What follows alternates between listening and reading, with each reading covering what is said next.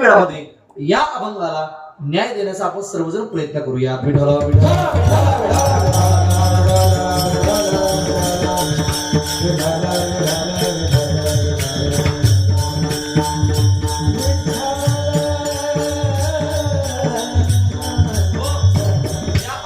श्री तुकोबराय तुम्हाला आणि मला पापाची आणि पुण्याची व्याख्या शिकवत आहेत.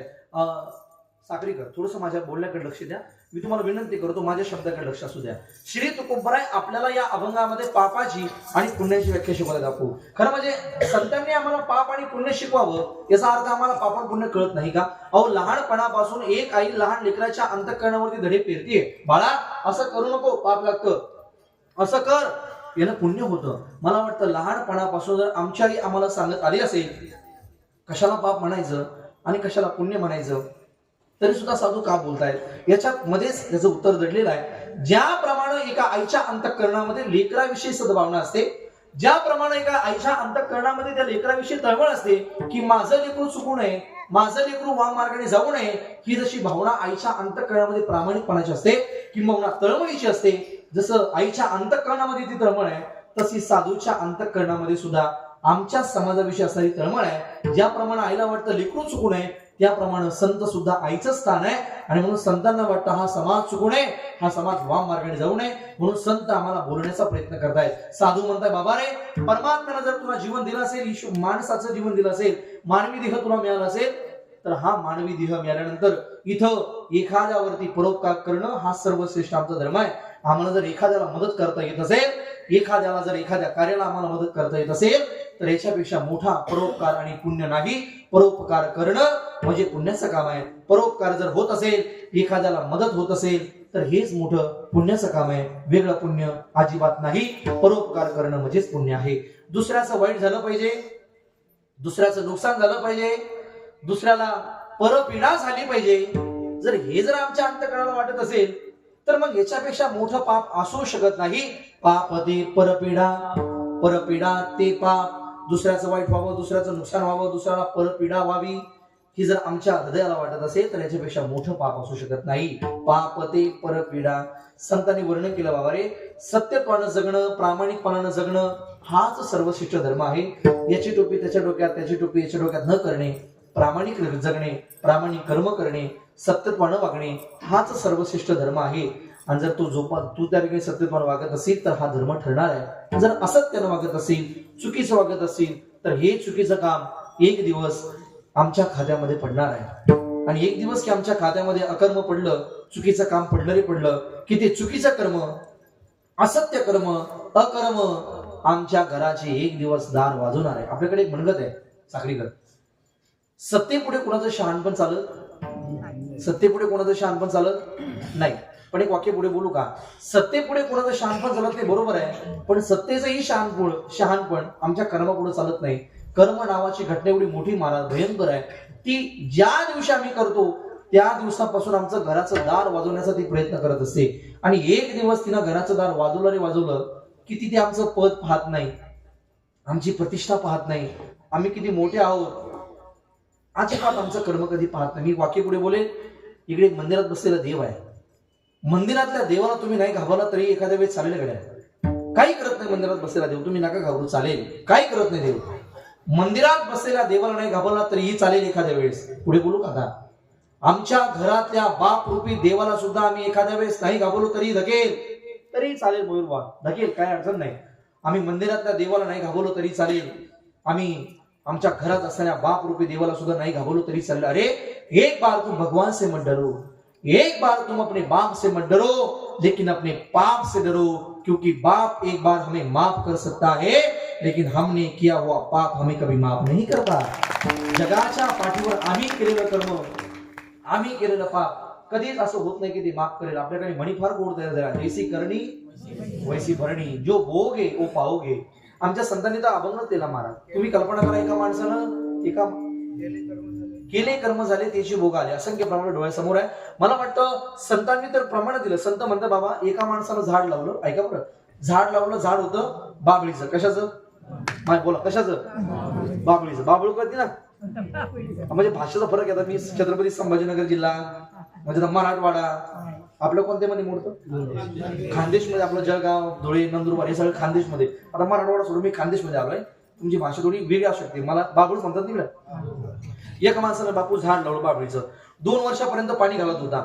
2 वर्षापर्यंत पाणी घालत होता. रोज जायचा पाणी घालायचा, रोज जायचा पाणी घालायचा. 2 वर्षापर्यंत पाणी घालून घालून त्या झाडाची व्यापकता वाढली. झाड उंचावलं. झाडाच्या मुळ्या जमिनीपर्यंत खाली गेल्या. आता झाडाला पाण्याची गरज राहिली, कारण जमिनीतून ते पाणी ओढत होतं. आता झाडाला पाणी देण्याचं बंद झालं. जो 2 वर्षापर्यंत पाणी घालत होता तो आता झाडाच्या खाली जाऊन बसला. झाडाच्या खाली जाऊन विचार करतोय, मी 2 वर्षापर्यंत झाडाला पाणी घातलं म्हणले, आता या झाडाला आंबा कधी येतो, आंबा कधी येतो. चुकलं का? हा, आता मला तुम्हाला प्रश्न विचारायचा आहे, किती दिवस बसला म्हणजे आंबा येणार आहे? आपुली ती फळे नसंतीची, आपुली ती फळे नसंतीची,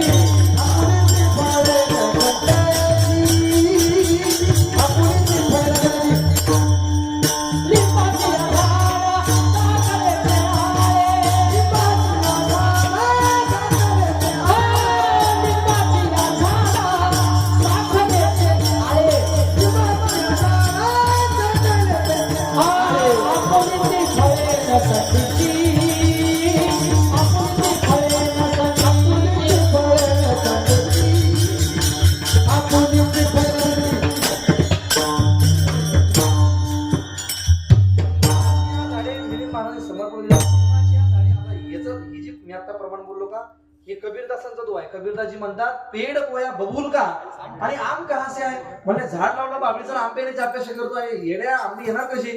महाराजांनी सांगितलं, जर झाड लावलं लिंबाचं आणि त्याला आळं केलं साखरेचं, कोण म्हणतात त्याच्या फळ?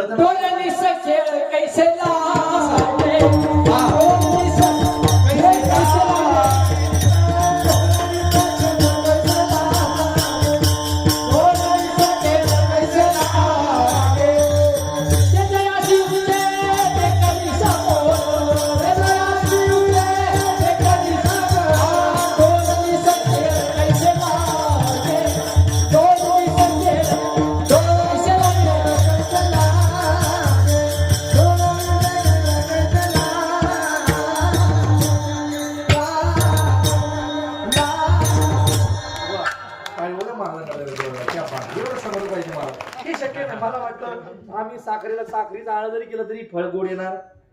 इथं सुद्धा महत्वाचं आहे, आम्ही झाड जर कळलं त्या ठिकाणी बाबीचं लावलं तर आंब्याची अपेक्षा मुळे चुकीची आहे. महाराजांचा प्रमाणाला दुबल का त्याचं उत्तर आहे? दोरलीस केळ कैसे लागे, दोरलीस केळ कैसे लागे. प्रमाण त्याच्याकडे 60 खतरनाक आहे. वाट्या वगैरे मध्ये का? हा, याचा अर्थ असा होतो की माणसानं जे केलं ते जुगवत, हे महत्वाचं आहे. म्हणून असत्य.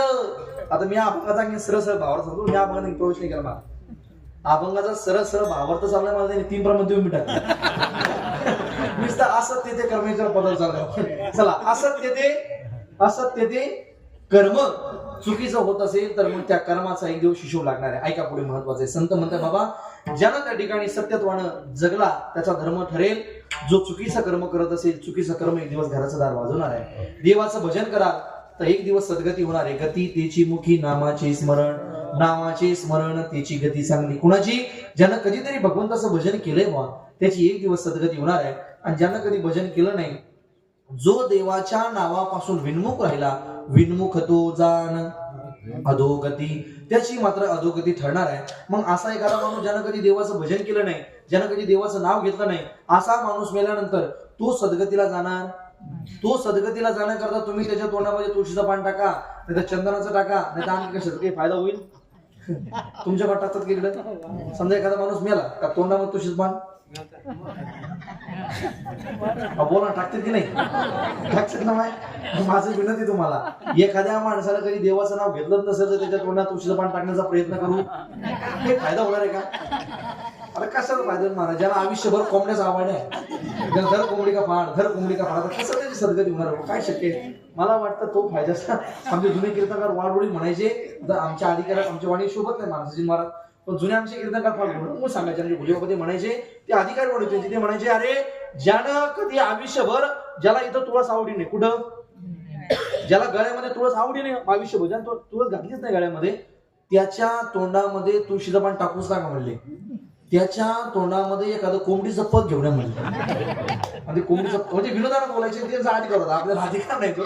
चला असू द्या, काय अडचण. मला सांगायचं काय का, त्याची सद्गती होणार आहे. कुणाची गती? तेची मुखी नामाचे स्मरण, अधोगती जाण विन्मुखता. त्याची मात्र अधोगती त्या ठिकाणी निश्चित आहे, ज्यानं कधी भजन केलं नाही. संतांचं वचन आहे. संत म्हणतात बाबा, ज्यानं संतांची संगती केली, आम्ही सगळी भाग्यवान माणसं आहोत, आम्ही माऊलींच्या सानिध्यात राहणारी माणसं आहोत. माऊलींचा त्या ठिकाणी बरेच मंडळी इथे असे ज्यांना सहवास लाभला असेल. आपण भाग्यवानच माणसं आहे महाराज. संतांची संगती केली की स्वर्गवास होणार आहे. आणि ज्यानं लोकांना हातामध्ये माईक पडल्यानंतर चुकीचा काहीही उपदेश केला, त्याच्याकरता मात्र नरकाचे दरवाजे उघडे. तुकोबराय म्हणतात बाबा, हे सगळं उघडं आहे, इथं जागपाक असं काही नाही. तुका म्हणे उघडे आहे, हित घात ही सुद्धा उघडा आहे आणि घात सुद्धा उघडा आहे. ज्याला हित करायचं त्यानं हित करून घ्या, ज्याला घात करायचा त्यानं घात करून घ्या.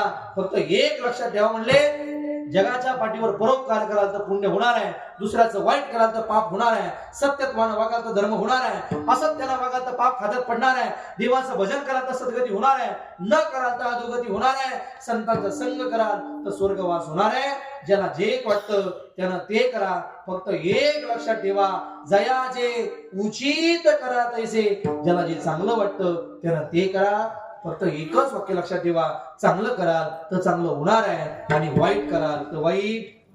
चांगलं कराल तर चांगलं होणार आहे, वाईट कराल तर वाईट होणार आहे. माझा प्रश्न आहे तुम्हाला त्या ठिकाणी पूर्ण निजामपूरकरांना, आम्हाला लोकांचं चांगलं करून आयुष्यामध्ये पुण्य जमा करायचंय का लोकांचं वाईट करून पाप जमा करायचंय?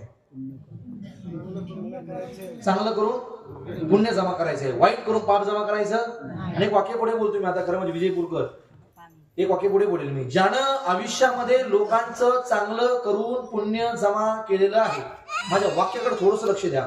ज्यानं आयुष्यामध्ये लोकांचं चांगलं करून पुण्य जमा केलेलं आहे, तो व्यक्ती एखाद्या वेळेस काही मंदिरात गेलं तरी धकेल. वाक्य माझं घरी घेऊन जा. तो व्यक्ती एखाद्या वेळेस काही मंदिरात गेलं तरी धकेल म्हणलो मी, धकेल. हा. आणि एखाद्यानं लई लोकांचं वाईट केलं असेल, लई लोकांचा तळतळ घेतला असेल, लई लोकांचे घरड उगवले असेल, आणि आता मात्र देवाच्या नावाने हे वाऱ्या, हे गंध, हे माळी, हे 4 धाम यात्रा, काय फायद्याचं नाही पडत. आमच्या तुम्हाला तर असं बोलणं कळणार नाही माझं. मला तिथं गावात बँक आहे का? बँक कोणती बँक इथं? म्हणजे भरपूर बँकेत 15,000 लोकसंख्या म्हणजे मोठ्या बँकेत. चला, एक माणूस बँकेत गेला. कुठे गेला? लवकर बोलायचं म्हणजे पुढच्या प्रश्नाला प्रश्न करू. कुठे गेला? बँकेत गेला. चला, त्याला 1 लाख रुपये काढायचे होते. किती लाख रुपये? 1 लाख. 1 लाख रुपये काढण्याकरता त्यानं 1 लाखाचा चेक भरला. तो चेक बँकेच्या मॅनेजरच्या टेबलवरती गेला. कशा करता? साईन करण्याकरता. म्हणजे पैसे त्यांची साईन होईल मॅनेजरची, आणि मॅनेजर तो चेक पुढे कॅशियरकडे ट्रान्सफर करेल, आणि मग कॅशियरकडे ट्रान्सफर होऊन पैसे आपल्याला मिळतील. ही प्रोसेस आहे. ऐका, तो चेक 1 लाख रुपयाचा चेक भरल्यानंतर तो चेक बँकेच्या मॅनेजरच्या टेबलवरती गेला. मॅनेजरच्या त्या ठिकाणी मॅनेजरने पेन काढला. मॅनेजर त्या चेकवरती साईन करणार. तेवढ्यामध्ये मॅनेजर साहेबांचं लक्ष त्या चेकवर असणाऱ्या नावाकडे गेलं. कोणत्या नावाकडे? चेकवरती नाव असतं ना आपलं. मग त्या चेकवर असणाऱ्या नावाकडे लक्ष गेलं, आणि मॅनेजरनी थोडंसं लक्ष दिलं तर लक्षात आलं, हा चेकवरचं नाव ओळखीचं वाटते म्हणले. कोणाचं आहे? कोणाचं? लक्षात आलं, बापरे, 2 वर्षापासून शेतीच्या बांधावरून ज्याच्यासोबत माझे कोर्टामध्ये भांडण चालू म्हटले, त्याचा हा चेक. इकडे बांधच म्हणजे काय शेताचा? शेतीच्या बांधावरून ज्याच्यासोबत माझे 2 वर्षापासून भांडण चालू आहे, त्याचा हा चेक आहे. म्हणजे कोणाचा आहे? कट्टर, हा दुश्मनाचा आहे. म्हणले, माझ्या तावडी सापडायचे पैसे मी देतच नाही म्हणले. कोण म्हणलं?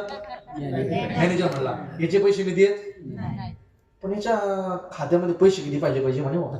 चेक किती रुपयाचा आहे? 1 लाखाचा आहे. मॅनेजरच्या समोर चेक होता. चेकवर अकाउंट नंबर होता. मॅनेजरने तो अकाउंट नंबर टॅब मध्ये म्हणा, कॅम्प्युटर मध्ये म्हणा दाबला, आणि अकाउंट ओपन झालं. तर अकाउंट मध्ये 11 लाख रुपये शिल्लक आहे. किती लाख रुपये? 11 लाख. आणि चेक किती रुपयाचा आहे? आता प्रामाणिकपणाने बोला, मॅनेजर त्याला पैसे देईल का नाही?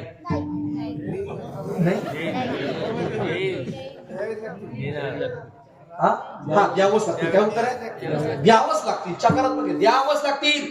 भांडण असले तरी सुद्धा, 2 वर्षापासून असले तरी सुद्धा, आणि काल डोक्यात दगड घातलेला असला तरी सुद्धा भांडणाचा इथं बँकेत काही संबंध हो, बँकेच्या बाहेर भेट हवे बारे, बरोबर आहे. पैसे त्याला द्यावंच सकारात्मक आहे. दुश्मन असता तरी सुद्धा ऐका ऐका ऐका, तुम्हाला माझं बोलणं कळत आहे.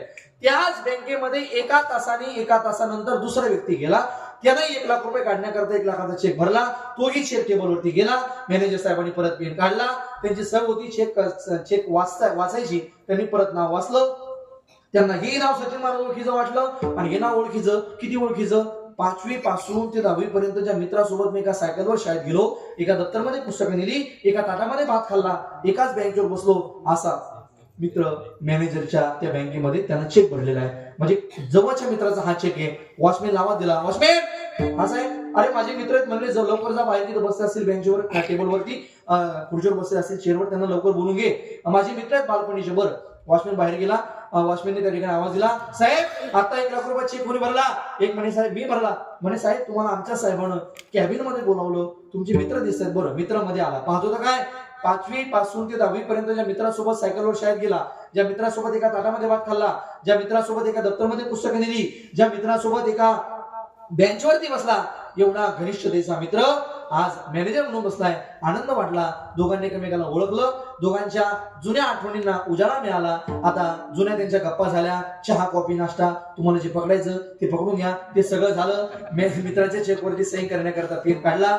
मित्राचं अकाउंट त्या ठिकाणी ओपन झालं तर मित्राच्या अकाउंट मध्ये फक्त 827 रुपये शिल्लक होते. किती रुपये? चेक किती रुपयाचा आहे? 1 लाख. आता मला प्रामाणिकपणे बोला, मॅनेजर त्याला पैसे देईल का नाही? जवळचा मित्र आहे ना, येणार का देऊ शकत नाही हो? खात्यामध्ये शिल्लक नाही. साखरेकर एक वाक्य बोलू का? आमचं सुद्धा हे खातच आहे. कोणतं खातं? हे 3.5 हाताचं खातं आहे आमचं. मी या खात्याबद्दल बोलतोय. आता ऐका, या खात्यामध्ये जर लोकांचं चांगलं करून याच्यामध्ये जर पुण्यरूपी बॅलेन्स आम्ही साठवला नसेल, आणि देवाच्या नावानं किती वाऱ्या केल्या, किती परमार्थ केला, लोकांचं जर आमच्याकडून वाईट झालं असेल तर मंदिरात बसलेला देव सुद्धा आम्हाला देणार नाही असं मानायचं. काही गरज पडली नाही महाराजाला, काही गरज पडली नाही. पण एक वाक्य ऐका, आमच्या जर आयुष्यामध्ये आम्ही लोकांचं चांगलं केलं असेल, आम्ही आयुष्यामध्ये कुणाचं वाईट केलं नसेल, आम्ही माणुसकी धर्म जोपासला असेल, आम्ही प्रामाणिकपणे जीवनाला दिला असेल आणि प्रामाणिकपणानं आम्ही कर्म केलं असेल, प्रामाणिक जीवन जगलो असेल, आम्ही माणुसकी नावाचा धर्म जर जोपासला असेल, तर मी वाक्य बोलतो, तुम्ही मंदिरात बसलेल्या देवाला सुद्धा भांडू शकता. पण कधी स्वतःच्या अंतकरणानं सांगावं, या पठ्ठ्यानं उभ्या आयुष्यात कोणाचं वाईट केलं नाही. हे आमच्या मनानं सांगावं. आमचं मन म्हणत असेल सगळ्या गावाचं वाटोळ केलं आम्ही, तर मग नाही. आमच्या मनानं सांगावं, या पठ्ठ्यानं उभ्या आयुष्यात कोणाचं वाईट केलं नाही, मग आम्ही देवाला भांडू शकता. भांडणात काय मजा आहे विजापूरकर? भांडणात काय मजा आहे विजयनगरकर? भांडणात मजा नाही. तुम्ही जर जगामध्ये लोकांकरता जर परोपकाराने जगला असाल तर तुम्ही मंदिरात बसलेल्या देवाला नुसतं भांडू नका. अरे मंदिरात बसलेल्या देवाला शिव्या घ्या. एखादा बसेल म्हणा, महाराज तुम्ही फेटा घातला, काही बोलता का? आता आम्ही ऐकून गेला म्हणजे काही बोलता का? नाही, मी काही पण नाही बोलणार, मी प्रमाणसहित बोलेल. आमच्या संतांनी देवाला शिव्या सुद्धा घातल्या महाराज, आणि त्या शिव्या सुद्धा आवडीनं ऐकल्या देवानं. हे अरे अरे विठ्या, हे मुळ मायेच्या कारट्या, तुझी रांडरणकी, हे तुझे गेले म्हणे तुला पाहुणे काढणे. हे शिव्याच महाराज. ओ फिरा होणे अंगणी,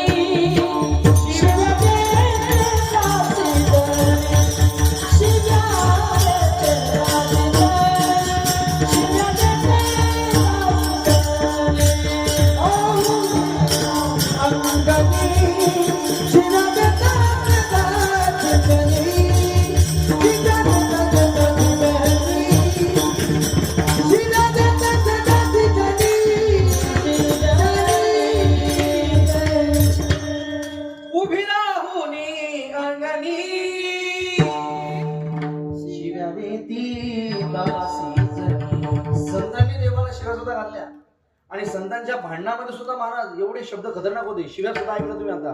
या शिव्या संतांनी भांडण सुद्धा फार टोकाचे केले सर. सर भांडण सुद्धा फार टोकाचे होते. हे धुंद झाला तुझा दरबार, देवा तुझ्याकडे न्याय नाही म्हणले. धुंद झाला तुझा दरबार, धुंद झाला तुझा दरबार, धुंद झाला तुझा दरबार, धुंद झाला तुझा दरबार, धुंद झाला तुझा दरबार, धुंद झाला तुझा दरबार.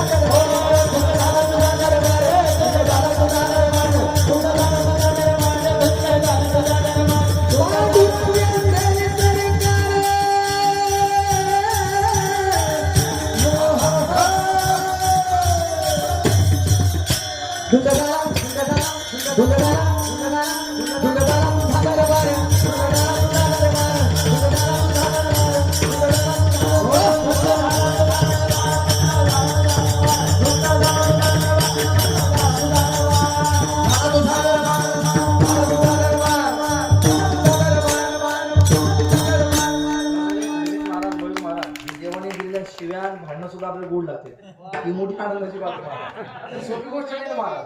तुम्ही कल्पना करा बरं, तुम्ही कल्पना करा एखाद्या माणसाला आपल्या शिव्या घातल्या आपल्याला दुःख होतं का आनंद होतो? कसं काय आपण म्हणतो का वा वा वा तुम्ही फार गोड शिव्या मला सकाळी सकाळी दिल्या गेली 4 महिन्यापासून मला कोणी भेटलं असं म्हणतो का आपण सुद्धा पाहिजे मागं वाटतो. पण आता संतांच्या भांडणात एक वेगळंपणे महाराज करिता स्वामी सविवाद करिता स्वामी सविवाद अधिकाधिक आनंद आनंद अधिक उलट संतांचं वचन आहे करू आवडीने वाद तुमच्या सुखाचा संवाद संवाद याची भांडण मानाची फार दर्द बरी संतांनी वचन केलं पुण्यवंत पातालो की नेला दरिद्री तो भाग्यवान केला हे चोरट्याचा बहुमान वाढविला कीर्तिवानाचा अपमान केला धुंद झाला तुझा दरबार झाला तुझा दरबार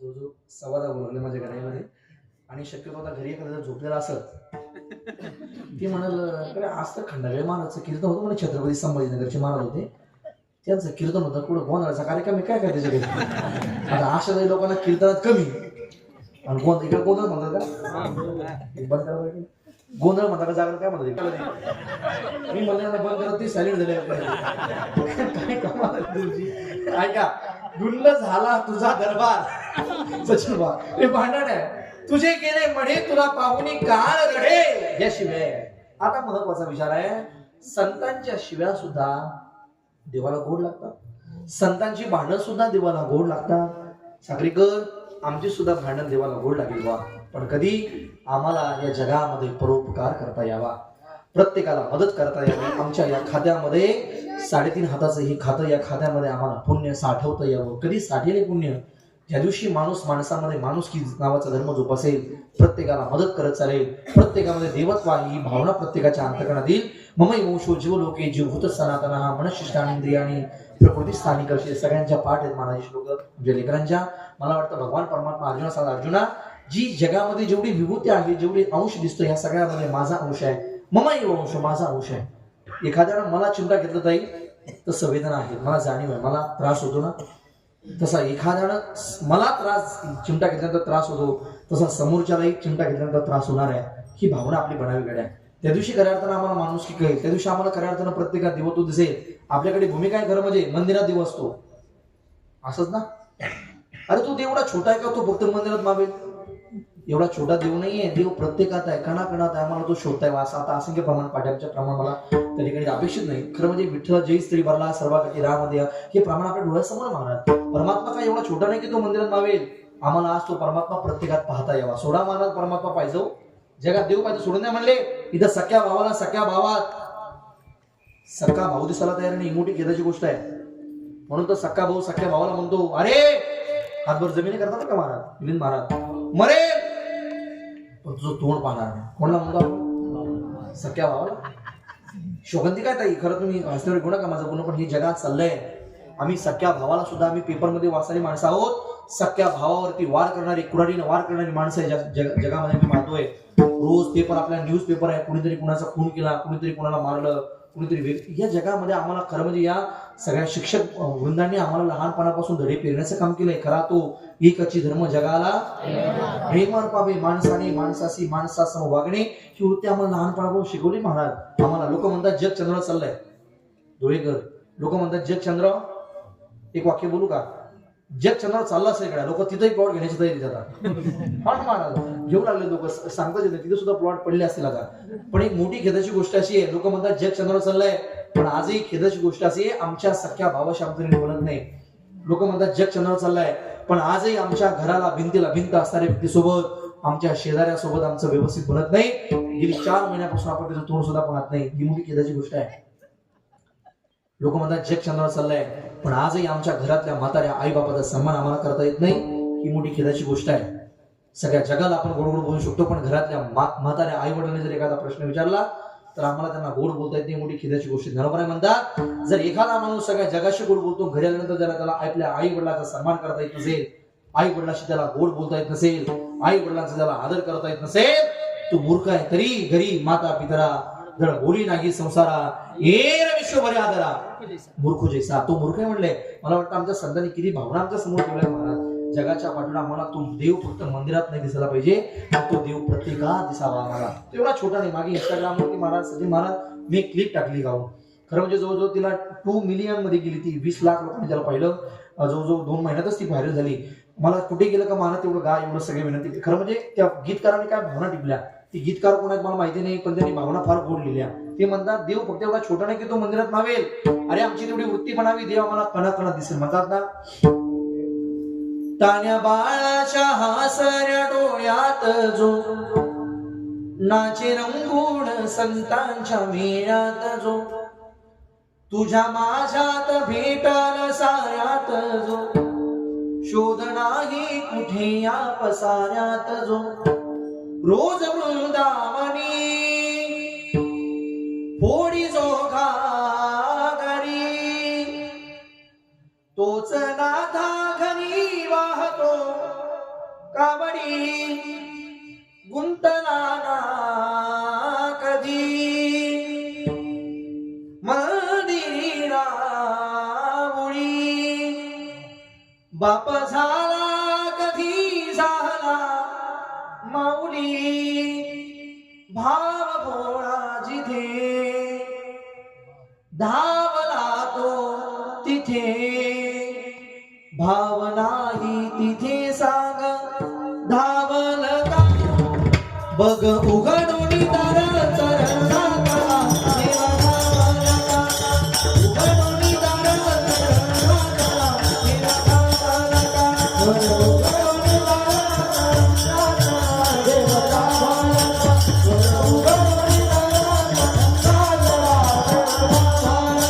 दार माऊलीच्या जिव्हाळ्यात जो तो मातलेल्या शिवारात जो गोया मोतीच्या गळी बोलतो काटुनी तो भारी कोकंबतो नाचवे जनो जानवाला मुळे कोणी काठी कधी वादनाचा करी घेऊनी रात्री शोधिला यावरी कोण सारा जगाचाही तो सावरी राहतो रोमणी या कधी जीवनी राहतो रोमणी या कधी जीवनी एका पात्राने तो सांग मावला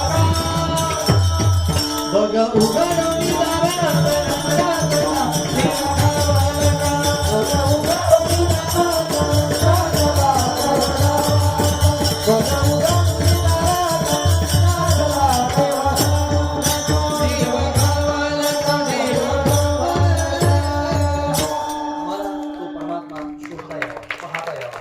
परमात्मा छोटा नाही सांगितलं की मंदिरात बसेल. अरे नाही, तो प्रत्येकात आहे. आम्हाला प्रत्येकात शोधता यावा. जसं एखाद्याला मी त्रास दिला की त्रास होणार आहे ही वृत्ती आमची बनावी. त्या दिवशी मला वाटतं खऱ्या अर्थानं ज्या दिवशी आम्हाला प्रत्येकात देवत्व दिसेल, प्रत्येकात माणुसकी शोधता येईल, त्या दिवशी माणूस दुसऱ्याचं कधी वाईट करणार नाही. आणि जर दुसऱ्याचं वाईट होत नसेल तर आपोआप पुण्य वाढेल. पण आज झाले काय माहितीये का, एक बापू एक जुनी म्हण होती बघा, एक 20 वर्ष अगोदर 30 वर्ष अगोदर, म्हणजे आम्ही नसताना तुमच्या काळात असेल, लोक म्हणायची तुमचं भलं व्हावं आणि तुमच्या माग आमचं भलं, अशी म्हण होती बरं कशी महाराज. आता आमचं भलं व्हावं आणि आमचंच भलं व्हावं. जगाचं काही घेणं देणं नाही मारत माणसाला. माणूस स्वार्थी बनला, माणसाची वृत्ती बिघडली आणि मूळ दुःखाला कारण ही स्वार्थीच आहे. स्वार्थी वृत्तीनं माणसाला हाव तयार झाली. हे मिळावं तर मलाच मिळावं, ते मिळावं तर मलाच मिळावं. आणि या स्वार्थी वृत्तीनं जगाकडे परोपकाराची जी दृष्टी होती ती संपल्या गेली. माणूस फक्त सगळाच भात आपल्याच पात्रावर ओढण्याचा प्रयत्न करतोय. जगाच्या पाठीवर माणसाला परोपकार हा फार लांबची गोष्ट राहिली. सगळं भेटावं तर मला भेटवं. आता लहान लेकरं माझ्यासमोर आहे तिथे बसलेले. बाळा तुम्ही शाळेत जाता का रे? जाता, काय अडचण नाही. ऐक माझ्याकडे बघा ना थोडंसं. झोपली तुला बेटा? नाही माझ्याकडे बघ. कोणाला घाबरायचं नाही, कोणाला घाबरायचं कोणाला घाबरायचं नाही. कोणाच्या मी पुढे काही बोललो नाही. हाय का कोणाला घाबरायचं? फक्त 2 मिनिटं करता मला एक उत्तर द्या. मी तुम्हाला अगदी 100 प्रश्न विचारतो. फक्त आवाज त्या पाठच्या आमच्या ती मागं बसलेली बाबा त्यांना गेला पाहिजे, इकडे बसलेल्या चष्मालाही त्यांना गेला पाहिजे. ऐका मला प्रामाणिकपणे सांगा, समजा आपल्या शेजारच्या एखाद्या माणसानं एखादी गाडी घेतली तर त्याच्या जिद्दीवरती आपल्याला किती गाड्या घ्यावतात रे? प्रश्न नाही कळला का? सोपं करून सांगतोय बघ. आपल्या शेजारी राहणाऱ्या एखाद्या माणसानं एखादी गाडी घेतली तर आपल्याला त्याच्या जिद्दीवरती किती गाड्या घ्या वाटतात? बरं अनेक. हा ठीक आहे, गाडी अनेक म्हणजे संख्या सांगा दादा, त्यांना संख्या करणं सांगा किती घ्या वाटतात? पुढचं काय भरपूर अनेक भरपूर किती घ्या वाटतात? संख्या सांगा मला, संख्या. 2 4. बरं ठीक आहे चालेल. तुम्हाला 2 म्हणायचं 4 म्हणायचे? बरं ठीक आहे. एक आवाज सगळ्यांनी फक्त मागं मला आवाज येईल असं सांगा. एक आवाज बोला. हा आपल्या शेजारच्या माणसानं एखादी गाडी घेतली तर आपल्या किती गाड्या घ्या वाटतात? थोडस मोठे बोला भाऊ. हा 2. आपल्या शेजारच्या माणसाने एखादी शेती घेतली तर आपल्या किती घ्या वाटती? 2. आपल्या शेजारच्या माणसाने एखादी गाय घेतली तर आपल्या किती घ्या वाटतात? 2. आपल्या शेजारच्या माणसाने एखादी गाडी घेतली आपल्या किती घ्या वाटतात? 2. आपल्या शेजारच्या माणसाने एखादी शेती घेतली आपल्या किती घ्या वाटती? 2. आपल्या शेजारच्या माणसाने एखादी गाय घेतली आपल्या किती घ्या वाटतात? 2. आपल्या शेजारचं एखादं मेलं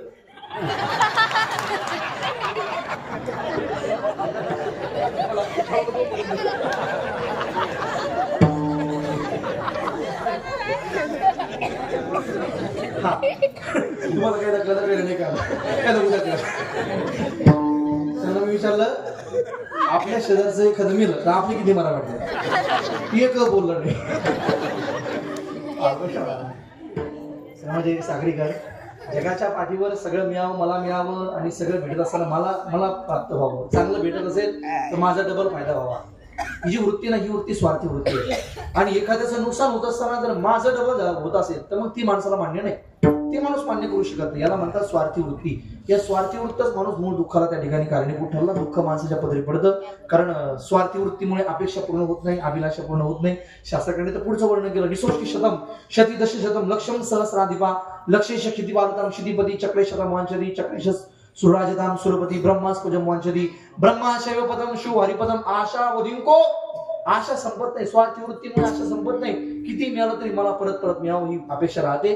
म्हणून ज्या दिवशी माणसाला स्वतःच्या 4 भिंतीच्या पलीकडे डोकावता येईल ना, खरं म्हणजे त्या दिवशी खऱ्या अर्थानं आमच्याकडून परोपकार होईल. संतांनी आमच्याकरता किती भावना टिपल्या महाराज. साधू आमच्याकरता जगले. जगाच्या पाठीवर साधूसारखा उपकार आमच्यावर उपकार कोणी केलाच नाही. मज निरंतर जागविती हे प्रमाण फार मुबलक आहे. किंवा एक प्रमाण पुढचं बोलता येईल, बाप न करी ऐसी माय. केले उपकार सांगू काय, बाप न करी. आज उगाच आम्ही वेडे नाही की ते माऊलीचा फोटो आपण लावलाय. आपण इथे वेडे नाहीत. आज त्यांचा त्या ठिकाणी स्वानंद सुखनिवासी आपण त्यांना त्या ठिकाणी माऊली उपमा दिली, त्यांचा आपण फोटो लावतो, दर्शन करतो, त्यांच्या नावाने आपण सत्य घालतो. आपण वेडेत का? त्याचा अर्थ असा नाही. त्याचा अर्थ असा होतो, त्या व्यक्तींनी, त्या साधूंनी स्वतःचा प्रपंच त्यागला, स्वतःच्या 4 भिंतीच्या पलीकडे जगाचा विचार केला. जगाचा विचार करणारी माणसं कमीत महाराज. जगाचा विचार ज्या माणसाला करता येतो जग त्यांचा विचार करतं. जी माणसं जगाचा कधी विचार करत नाही, जगही त्यांचा कधी विचार करत नाही. संतांनी जगाचा विचार केला म्हणून त्यांचे सत्य आहेत. म्हणून आजही 750 वर्षानंतर ज्ञानोबरांच्या ज्ञानेश्वरीचा पारायण आपण गावागावात करतोय. संतांनी जेवढा उपकार केला कोणीच करत नाही. कोणीच करत नाही. बाप न करी ऐसी माय, याच्यापेक्षा मोठं प्रमाणच नाही. आमच्या आई वडिलांनी जेवढा उपकार आमच्यावर केला आणि सागरीकर तेवढा उपकार आमच्यावर संतांनी केला. खरं म्हणजे तुम्ही कल्पना करा, माझ्या खिशामध्ये 2 500चे नोट आहे, 2 100चे आहे, 2 10चे आहे. गाडी चालली, टोल नाका लागला, गाडी थांबली, एक भिकारी गाडी समोर आला, त्यानं गाडी थांबवली. म्हणे काच खाली करा. मी काच खाली केली. म्हणे महाराज दिसता. मला महाराज आहे. म्हणे महाराज तुमच्या गाडी समोर भिकारी उभा आहे, एक काम करा काहीतरी द्या भिकाऱ्याला. मग मी खिशामध्ये हात घातला, 2 5 500च्या नोटा होत्या, त्या काढल्या. काय पोर राहिले तुम्ही? बरं ठीक आहे, तर मासून द्या. समजा तुमच्या खिशामध्ये 2 500 नोट आहे, 2 100चे आहे, 2 10चे आहे. तुम्ही प्रवासाला लागले, भिकारी तुमच्या गाडी समोर आला. भिकारी म्हणलं तुम्ही निजामपूरचे दिसताय, साक्री तालुक्याचे दिसताय. तुम्ही म्हणले हो हो. मग तुम्हाला तो भिकारी म्हणला काहीतरी द्या गरीबाला. तुम्ही काय केलं? 2 500च्या नोटा काढल्या. मला वाटतं म्हणता 500 म्हणजे माझं सांगायचं मला म्हणले 10च्या काढसा. वारे वा, साखरी लय हुशार होतो. म्हणजे चला असं द्या, आपला विनोद सोडून द्या. पण सूत्र हेच आहे, जसं उदाहरणार्थ मी 10ची काढी तसं तुम्ही सुद्धा किती काढसाल? आपण सर्वस्व देऊ का? संतांचं पुढचं वचन माना. एक भिकारी राजाकडे गेला, म्हणे राजा साहेब हा भिकारी तुमच्या दरबारात भीक मागण्याकरता आला. राजा म्हणला अरे भिकाऱ्या काय भीक मागतोय? भीक मागणं बंद कर. चल, हे राज्य दिसतंय का? हो हो, हे अर्ध राज्य घेऊन टाक. भीक मागणं बंद कर. असं नाही होते कधी. संतांचं वचन आहे, भिकेसाठी कोण राज्य देतो? एखाद्यानं भीक मागितली म्हणजे काय समोरचा राज्य देऊन टाकतो का? अजिबात